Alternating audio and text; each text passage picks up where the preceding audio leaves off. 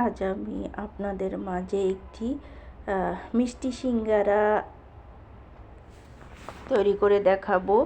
এটা ছোটোবেলা অনেক খেতাম, তো ছোটোবেলা অনেক জনপ্রিয় ছিল এই খাবারটি, মিষ্টি সিঙ্গারা। তো এটার ভিতরে কিন্তু অনেক পুর ভরা। তো চলুন দেখে আসি কিভাবে এই সিঙ্গারাটা বানাতে হয়। এটা কিন্তু খেতে খুবই টেস্টি হয় এবং খুবই ভালো লাগে খেতে। বিশেষ করে বাচ্চাদের কিন্তু অনেক অনেক প্রিয় একটি বিকেলের নাস্তা হিসাবে, বাচ্চাদের টিফিন হিসাবে কিন্তু এই সিঙ্গারাটা বানিয়ে খাওয়া যায়। বিশেষ করে অনেকগুলো বানিয়ে নিলে একসাথে ফ্রোজেন করে রেখে দেওয়া যায়।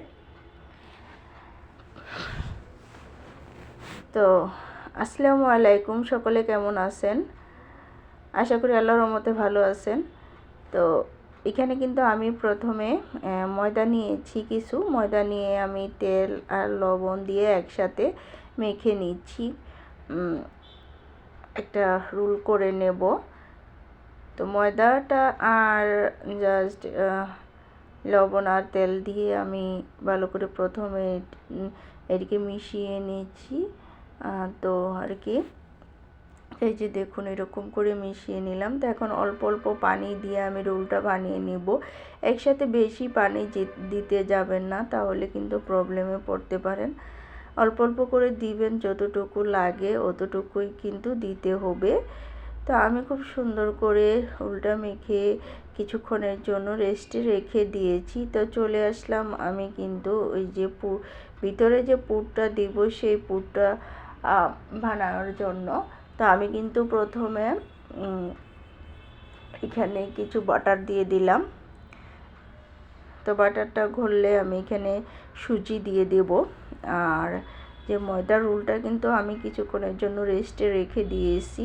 তা এখানে দিয়ে আমি পুরটা বানিয়ে নেব, নিয়ে তারপরে এখানে আমি কিছু সুজি দিয়ে দিলাম। সুজিটা একটু টেলে নেব যে বাটারটার সাথে, তাহলে কিন্তু একটা সুন্দর ফ্লেভার গন্ধ বের হয়।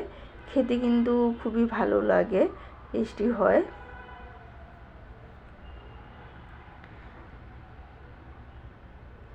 তো কিছুক্ষণ আমি নেড়ে ছেড়ে ভেজে নিলাম সুজিটা।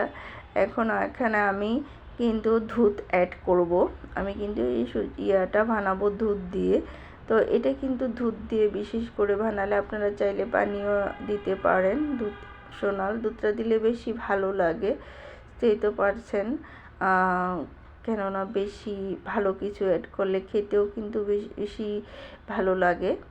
তো আমি এইখানে দুধ দিয়ে দিলাম। তো অবশ্যই দুধটা আমার এখনও পুরোপুরি গলে নাই, ফ্রিজের দুধ তো বরফ হয়ে রয়েছে, তো গরমে হয়তো গলবে। তো এটা কিন্তু রান্না করতে, পুরটা কিন্তু বানাতে বেশি সময় লাগে না, কেননা এটা একেবারে হতে হয় না। আমি হালকা একটু এক চিমটি লবণ দিয়ে দিলাম, একটু এলাচ আর একটু দারচিনি, তারপরে চিনি অ্যাড করে নিলাম।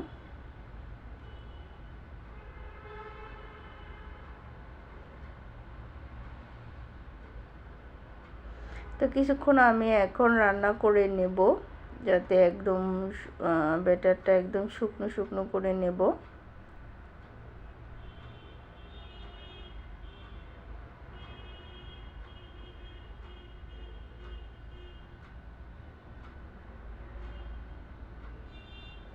তো হয়ে গেছে আমার কিন্তু ভিতরে যে পুর ভরা সেটা কিন্তু আমার বানানো হয়ে গেছে।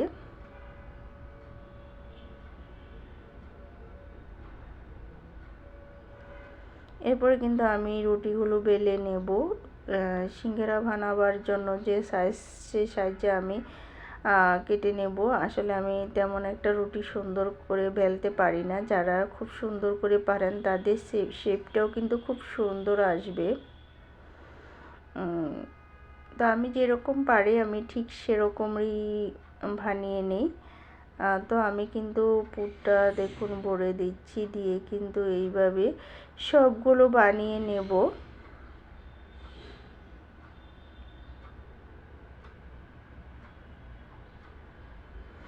এভাবে সিঙ্গারাগুলো আমি সবগুলো সিঙ্গারা শেপ দিয়ে নেব।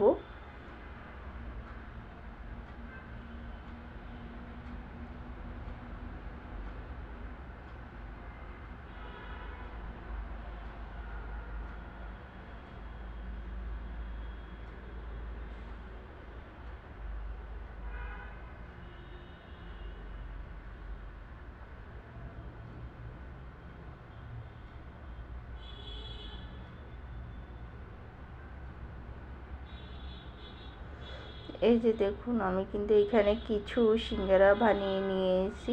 তো এইভাবে আমি সবগুলো বানিয়ে নেব এক এক করে।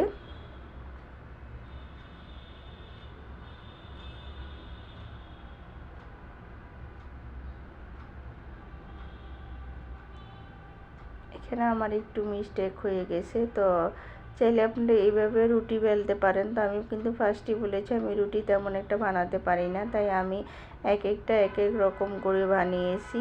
তো এইরকম বড় রুটি করে তারপরে সাইজ করে কেটেও কিন্তু আমি তারপরে বানিয়েছি কিছুটা, আর কিছুটা ওভাবে বানাইছি, যার যেভাবে ভালো লাগে কিন্তু ঠিক সেভাবে বানিয়ে নিতে পারে।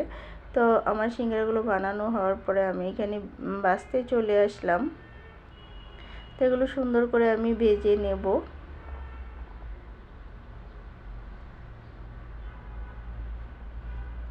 তো আমি কিন্তু একদম ব্রাউন কালার করে ভেজে নেব সিঙ্গারাগুলো। এগুলো কিন্তু খেতে খুবই স্বাদ।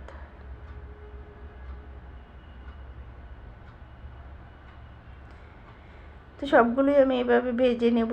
আই থিঙ্ক যতগুলো খাবো সেগুলো ভেজে নেব, আর কিছু ফ্রোজেন করে রেখে দেব। আমি অনেকগুলো বানিয়ে নিয়েছি একসাথে। আসলে সবসময় কিন্তু এইসব বানাতে ভালো লাগে না, তো মাঝে মাঝে কিন্তু বেশি করে বানায় নিলে বাচ্চাদেরকে সবসময় বিকেলে নাস্তা বা টিফিন দেওয়া যায়।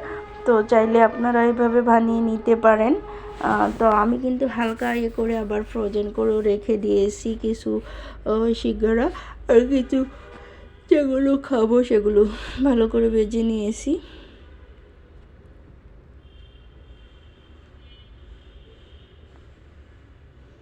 তো এইভাবে আমি সবগুলো সিঙ্গারা ভেজে নেব। তো এতক্ষণ ধরে আমার ভিডিওটা যারা দেখতেছেন সবার কাছে একটা অনুরোধ, প্লিজ যারা লাইক দিতে ভুলে গেছেন প্লিজ একটা করে লাইক দিয়ে দেবেন, আর যারা নতুন হয়ে থাকেন সাবস্ক্রাইব করে পাশে থাকবেন।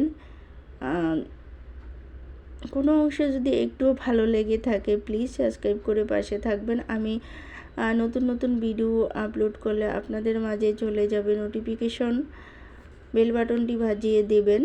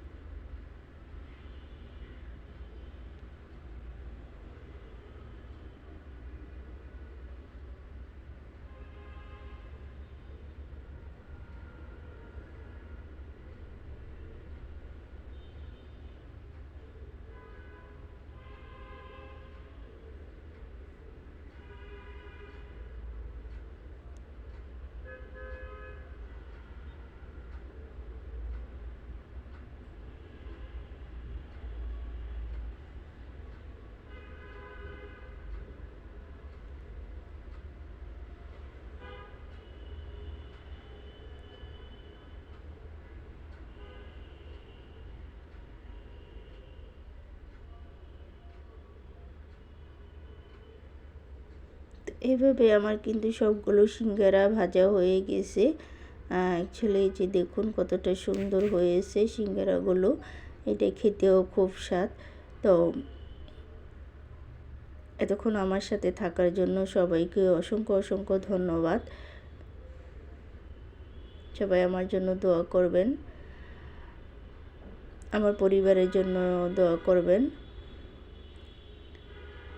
এখানে আমি বিদায় নিচ্ছি সবার কাছ থেকে। সবাই ভালো থাকবেন, সুস্থ থাকবেন। আল্লাহ হাফেজ। আসসালামু আলাইকুম।